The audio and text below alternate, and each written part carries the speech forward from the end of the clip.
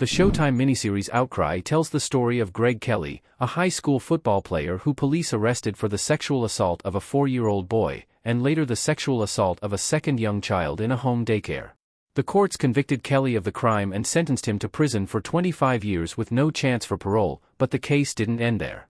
As Outcry reveals, a groundswell of support arose for Kelley, and it forced a look at the small-town police department, the investigation, and the prosecution's tactics to convict Kelley. The original case had almost no evidence, but the 19-year-old Kelley ended up spending 4 years in prison until he was finally exonerated of the charges and officially released in 2019.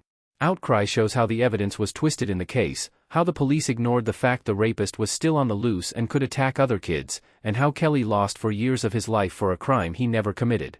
The true crime documentary features one of the most controversial court cases in history. However, the case was even worse than it sounds. The police never went to the house. The lead investigator said he believed the child and chose not to investigate. Police Chief Sean Mannix in Outcry. In a lawsuit that Greg Kelley filed against the city of Cedar Park in 2020, Kelley claims that Christopher Daly, the lead investigator in the case, never went to the house where the sexual assault allegedly happened.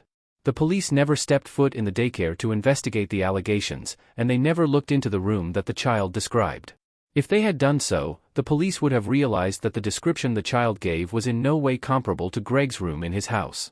According to the lawsuit, Daly did nothing to investigate the dates of the offense. His reasoning was that he believed the statements of the 4-year-old in the CPS interview. By not going to the house, investigating the scene of the crime, and comparing it to the child's statements, he did nothing to prove that Kelley did anything wrong, but pushed on with the arrest and took the case to court anyway, via KVEU ABC. 9. Jonathan McCarty was never questioned. Another suspect was in the house all along. Sean Dick interviewed in Outcry. A teenage boy who was labeled as troubled was living in the same house as Greg Kelley. He looked similar to Greg, played football like Greg, and actually owned the pair of pajamas the child said the assailant was wearing at the time of the sexual assault incident. The child also described a bedroom that described Jonathan's bedroom, and not Greg's.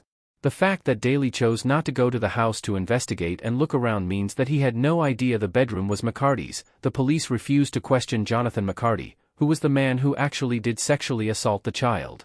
Instead, they made Kelley the only suspect and allowed McCarty to remain not investigated, and around other children. They also didn't question any other football player who came in and out of the house throughout the day.